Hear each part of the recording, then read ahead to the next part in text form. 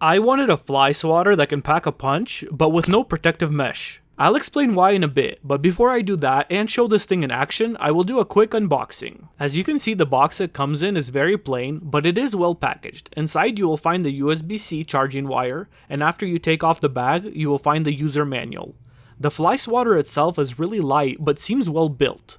There is a light on it that works fine, although I'm not sure it's really necessary, at least for me. So the first thing is to charge it, and here is where you might be tempted to use a phone charger plug.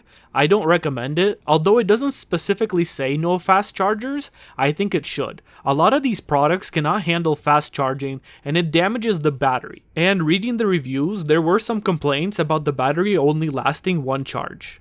I have charged it up twice already and it works fine for me. The blue charging light will turn off as soon as it's done charging.